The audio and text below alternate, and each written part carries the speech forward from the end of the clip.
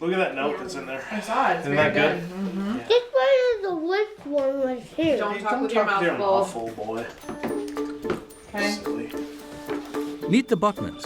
Mike, a high school arts teacher and football coach, and Shannon, an accountant who manages grants for a university. They live in Mishawaka, Indiana. That's in the northern part of the state, a couple hours east of Chicago. They have 3 children, ages 3, 8, and 13. We got married in 2003. I had a house as a bachelor, like a 700 square foot bachelor house. I already started accumulating debt as a young teacher then. I wasn't a good saver, not a very good financial planner. So when I met Shannon, it was quite a bonus that I was getting a accountant out of the deal because, I needed my life straightened out. So we bought a house together, and that was when we were first married. I think, we consciously decided to have kids, and I don't know if we really knew, how much it was going to cost. I'm not sure. It was like, we want to have kids, and so we're going to do it, and we'll make it work. And we talked a lot about how while we were both not making a ton of money, we were both in positions where our salaries would likely continue to go up. They probably weren't going to go down because we were at pretty low levels. The cost of having kids. The U.S. Agriculture Department has figured it out, and it's not cheap. For a middle-class American family today, raising a child costs $233,610, and that doesn't include college. That big number is our data point for this episode of After the Fact.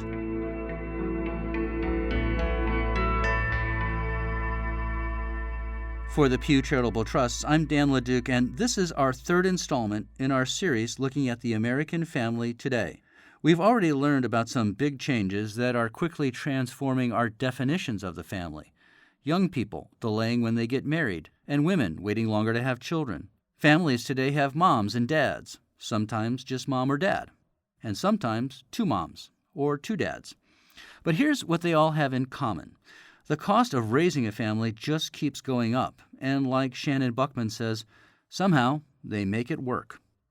That $233,610, that is our data point, is a significant one. And as you meet some more families in this episode, we've got some more data that shows just how precarious many families feel today about their daily expenses.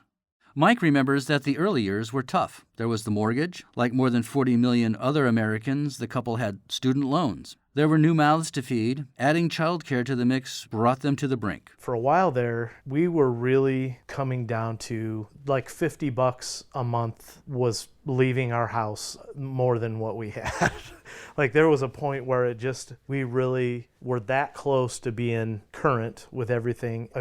We had paid all our bills, we were fed, our lights were on, and then we were minus $50. Setting aside money at the end of the month and saving for emergency expenses can be out of reach for many American families. More than half of American households, 55%, can't replace 1 month's income from their savings. And as we all know, an unexpected expense like a car repair or medical emergency can come at any time.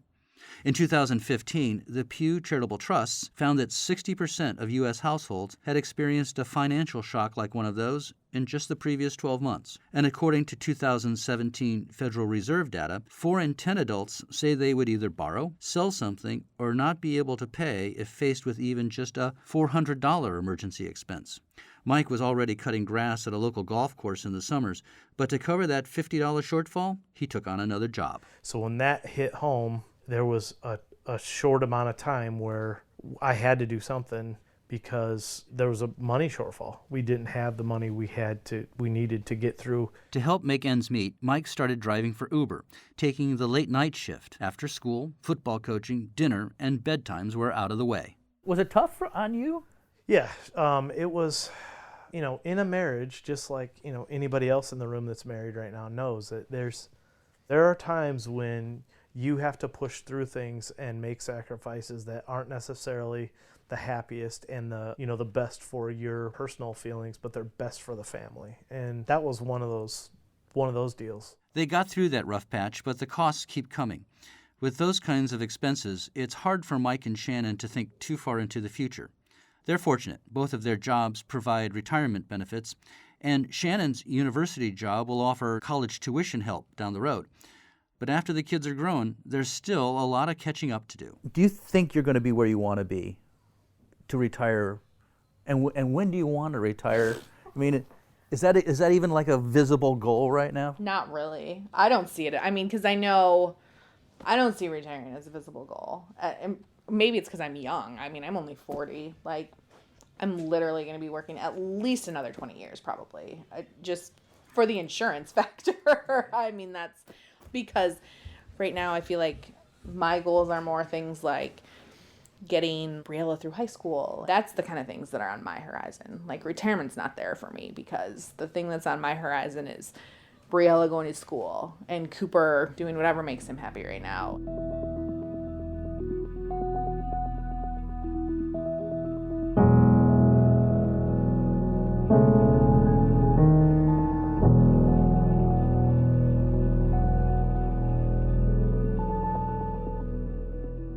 Retirement and savings, like I hear people talk about that, and I just kind of put it out of sight, out of mind. I know I need to be doing things, but I know also the realities of my budget that is not a possibility right now. You know, if someone were to ask me how much is in my retirement right now, I couldn't tell you, because if I just don't pay attention to it, then I'm not stressed about it, which is not a good solution. And I know it's not a good solution, but it's my coping mechanism for right now. Like the Buckmans and many American families, Beth Riedemann takes it a day at a time. Is she thinking ahead to retirement? Not today. Do you want to watch a little bit of TV, or do you want to go outside? It's nice out. I'm going to sleep. Okay, that's what I wanted. Beth is 39 and raising her son Gray, who is 5, mostly by herself in Indianapolis. She's a program director at a local nonprofit. Gray is in kindergarten. Do you want your sweatshirt on or no? Do you want your black? Black. The black sweatshirt? Yeah. Okay. Okay. What's this? I have a microphone on.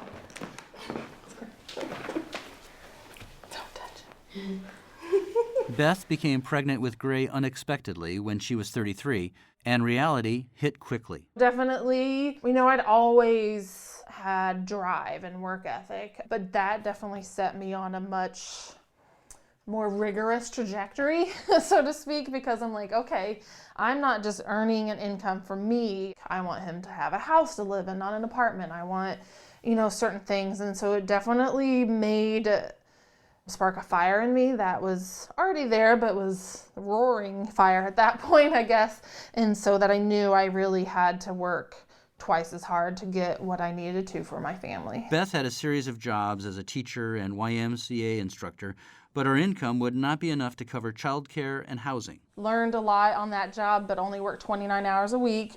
So my parents really honestly did have to help me out during some of that time. But we were also on food stamps and WIC and some assistance. So, and then I got a job at a chain childcare that then I got a discounted childcare, plus I qualified for a childcare voucher. So I was an assistant director of a national chain with a master's degree, and I still qualified for assistance. During those times, it definitely was very, very stressful of, okay, like my parents will help me out some, but only to a certain point. They don't have a ton of money, and they're not gonna help me forever. Beth now has a better paying job. Her parents are nearby, and she has a strong group of friends she can count on for help.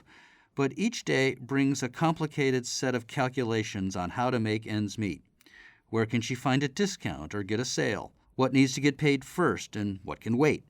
She tracks it all in an ever-expanding spreadsheet. So my biggest expense is definitely my mortgage, but luckily I got a really good deal on my house, so it's not too much. But I went through a program actually to help me get my finances together, and then was able to get like a deal that you can't get off the market. So mortgage. The next biggest thing is probably I recently purchased a used car, and so I have a car payment now again. Student loans. So my parents wanted us to go to college, but yet didn't have the financial means to assist us. And there's 4 children in my family, so we had to pay for college ourselves. So I have student debt from undergraduate, and then my master's degree obviously was my choice to do that. And I was young, and so I took out way more than I should have. I traveled abroad for a couple months and took out lots of loans to do that now as I'm older, I'm like, what was I thinking? Student loans are definitely a large amount of my budget. And then childcare. Once my son went to school, that definitely took a big burden off of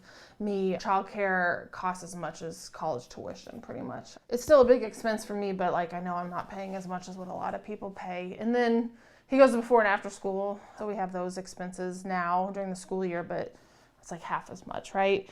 Let's see. So food, gas, I gotta get to and from work, car insurance, obviously, too. The bill just came this week, actually. And then I have a little bit of credit card debt, but not much, so only a couple $100s. I have a little handy dandy spreadsheet, but those are the big ticket items. Right. Worry was a constant refrain among the families we talked to. According to Pew's research, only about half of Americans, 51%, say their households are financially secure, and more than half, 56%, reported worrying about their finances over the past year, citing everything from short-term bills to retirement. A majority, 57%, also said they aren't prepared for financial emergencies. Do you still have any of those nights where you're like, holy cow? Sometimes when I think about college savings and I think about retirement or big emergencies. So I feel like I've been in my house 4 years.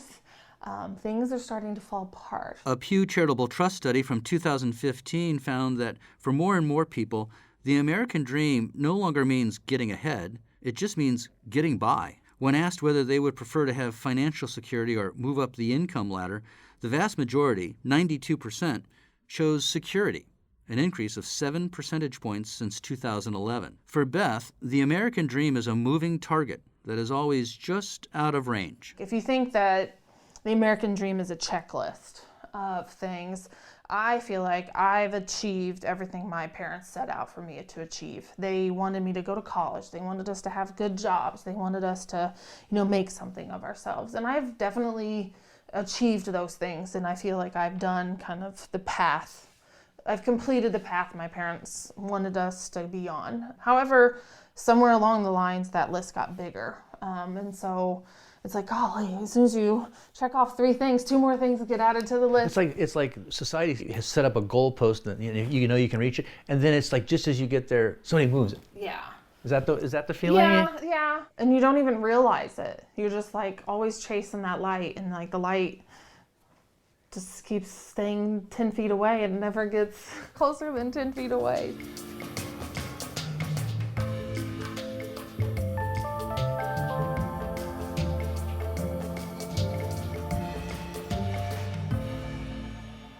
The Buckmans and Beth Riedemann and so many families are always looking for a cheaper way to get things done. For Emma and Angie Bedford-Jack, that meant a big change after their son Silas came along. They decided it was time to uproot from their Brooklyn apartment and move to Pittsburgh, where family was nearby and the cost of living was less. But that still doesn't mean not expensive. Emma is now pregnant with their second child. On the day we visited, she was tending to Silas, who's now 2, while Angie was at work. And she was on the phone updating her mom with the latest family news. Hello? Hey, Mom, it's me. So Silas got into that fancy Jewish daycare. We found out. He did? He did. It's expensive too, though? Yeah, it is expensive too. And that was our whole so Angie made a spreadsheet about it. God bless her. I know. I'm so glad you married her. I know. The Bureau of Labor Statistics says childcare is the greatest single household expense in most regions of the United States. It was one of the main reasons driving Emma and Angie's move to Pittsburgh. New York was wonderful. I lived there immediately following college and stayed mostly in Brooklyn. My wife lived in a couple different neighborhoods, boroughs. It was great until it wasn't. Yeah, and then it wasn't because it's starting to get even more expensive. Right. So You guys started a family. we started a family, yeah. And even in our talks about starting a family, we discussed the non-feasibility of living as a social worker and a public school educator in New York City. That we wouldn't be able to give our son a backyard or take family trips like we wanted to, or even have the physical space in our home that felt manageable with a kid, future kids, and 2 dogs. Once in Pittsburgh, Emma and Angie put what little savings they had into a down payment for their first home. They've lived in it now for just about a year. So how does this place compare to Brooklyn? It's a lot bigger. Yes, so this is our first ownership piece of the world. No, it was a big deal for us to decide to buy a house. And it's nice. I mean, we have a playroom for him on the 3rd floor. We have a guest room, a nursery. It's nice. You can make a family here. It's nice to like have a space that's our own now. It was nice to like hang family photos and make it ours. Angie and Emma are happy in their new city and figuring out ways to make ends meet. They track most of their bills online, managing multiple spreadsheets. Monthly finances are still tight, so I would say our mortgage is, I think, $14.75, which is still much less than our rent was in Brooklyn. Childcare is about $150 a week. Car insurance payments, I think, we have 2 cars now. We only had 1 in Brooklyn, so 2 cars here is like $60 a month, whereas in Brooklyn 1 car was like $200 a month. And there's utilities. It's definitely more utilities owning a house, things like heat and water and stuff like that. That probably comes out to $150 a month, if not a little bit more. And we end up with a small amount of savings each month. We're not living paycheck to paycheck, but if we do things that go out of our budget, we have to make up for it for the next couple of months. Emma's learned that providing for a family means you can't always pick and choose where the money goes. It's nice that it's all online. I can pull it up easily anywhere if we get a bill that we don't really know where that came from. But it's also overwhelming to see it all at once. Even though they manage most of their finances online, there's a salad bowl on the dining room table that's overflowing with bills. What else is in here? Receipts from home improvement stuff. There's the reassessment on our property. I think this is for the roof being redone. I hate to say it, but you have a salad bowl full of stuff. We do. Like Mike and Beth, Angie and Emma are also paying student loans from their master's degrees. Emma's parents helped out with her undergraduate degree from Smith College, undercutting their own financial security. But parents are increasingly wary of paying for their children's higher education. A 2017 Fidelity Investment Survey found that only 29% of parents plan to cover the full cost of college. That's down from 43% in 2016. Emma says she and Angie are already thinking of how they'll handle their children's college education, and it's different than their parents' approach. We are really cognizant of the ways in which taking on extra debt for my education in particular was a hardship for my parents. And perhaps selfishly, we don't want to do that. We feel it's more important to give our kids good financial guidance, to talk them through the choices they're making, to be honest with them about the long-term choices they're making, choices that are incredibly hard at 18 years old and are ridiculous to be making at that age, but choices that they will have to make. And I would rather our kids go to maybe not as fancy a school and put themselves in a good financial position afterwards than be saddled with, hundreds of thousands of dollars in debt because they got a nice name on their diploma. A good education is often seen as central to achieving the American dream. But as we've been learning, the American dream is starting to have a new meaning for a lot of families. I mean, if we didn't ever have a nicer house or didn't ever live with better cars, or that would be fine. That'd be totally fine if we were just comfortable and didn't have any anxieties about where money was coming from. Right. How much of this anxiety really is like a constant part of your life these days? A lot of it. It's definitely a daily discussion with my wife of where we're going to spend money. And it is filled with spreadsheets and calculations and hour by hour counts of how much money will go into a different childcare facility. And it's stressful all the time. It's always somewhere in the back of your mind of can we afford that? Can we buy that? Should we be doing that thing? In most every conversation. Do you think there will be a time when you won't have the monthly anxiety and one less box you wish you could check? Yeah, I like to think so. It's a nice thought. Maybe when we're a lot older. I'm thinking 50s. Then our kids will be out of the house, so there won't be the educational costs, the day-to-day. There'll be less mouths to feed. We'll probably downsize to a smaller house, but we'll both still be working. That's when I like to think things would maybe be a little more chill financially. Today, though, Emma and Angie have to keep looking for places to save. I'm also pregnant. I'm due in May. They're welcoming a second child, a girl. But Emma's a contractor, so she doesn't qualify for paid maternity leave. When she stops working, the family will have one more mouth to feed and one less paycheck. What do you do to plan financially for that? You are going to stop working for a while, and when you stop working, you will stop being paid, right? Yeah, well, the first thing you do is panic and then start brainstorming. We've been in a mode of trying to save more, knowing that I will not be paid for 3 months, but it is a big source of anxiety. And you got to think down the road. Do you plan to retire someday? I don't. Really? Yeah, my wife does. She has a 401k. I don't have anything like that. I worked for the DA's office in New York for a couple years right out of college, and so I had some like Roth IRA money from that. I think I have like $2,000 or something. But yeah, I just assume I'll be working.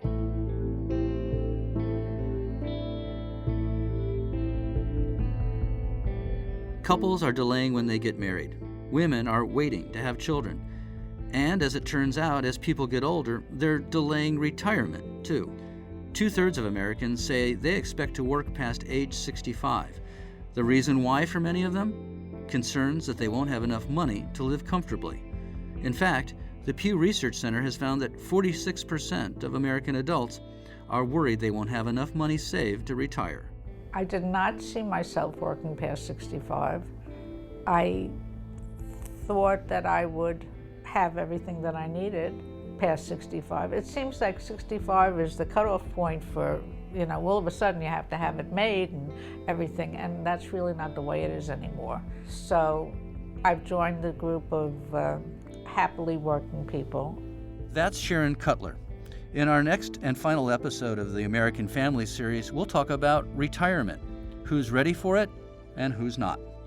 In the meantime, we'd love to hear from you. Share your stories about raising kids and balancing budgets with us on Twitter @PewTrusts. After the Fact is produced by the Pew Charitable Trusts.